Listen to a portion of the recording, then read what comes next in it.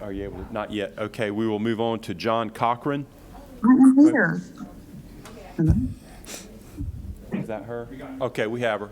Thank you for coming so far. welcome. We appreciate your time. Okay. Yeah, just about 5 minutes. Okay, now we have Ann Dover on audio. Ms. Dover, would you tell us your name and just very quickly what you would, what your position is, what you observe, and what you'd like the committee to know? Yes, I am Ann Dover. I'm the interim director for Cherokee County Elections Office. I mainly want to speak to the ENET system. That's the system that we use for registering voters, list maintenance, checking in ballots, things like that. We have seen two issues with the ENET system. First, the absentee ballot portal. We have had people receive ballots that aren't their ballots.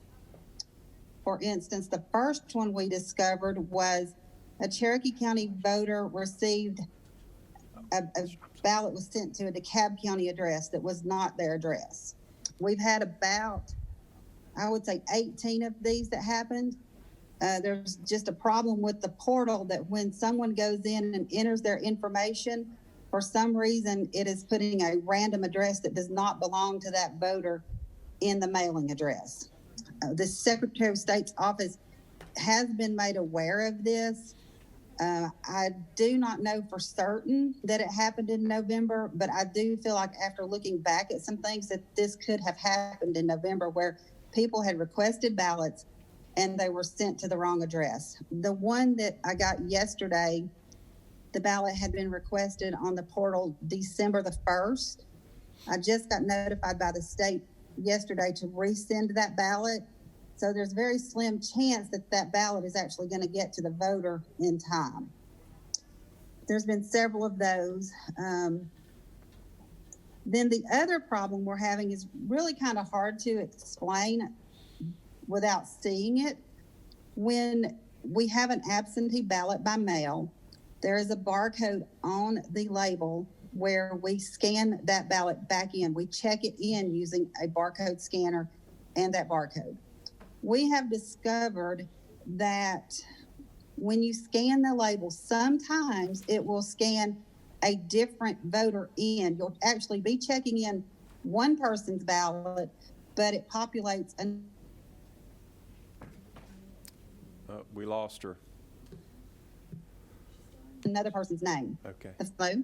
You broke up. Could you repeat what you said? Can y'all hear me? Now we can. Okay. Okay, the first time that this happened was on December 1st. We checked in a ballot, and then we could not find the ballot. We spent days trying to find it. We've never lost the ballot, and we thought we had lost it.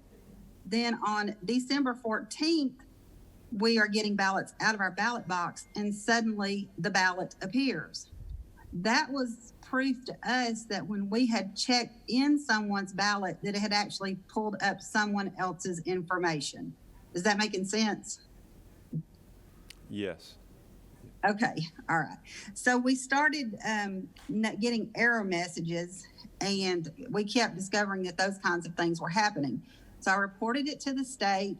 Gabe Sterling said, "Oh, it's just y'all's scanner. It's just y'all's labels." I said, "I'm not taking that for an answer because we've been using the same scanners and the same labels for years. Please, somebody look into this."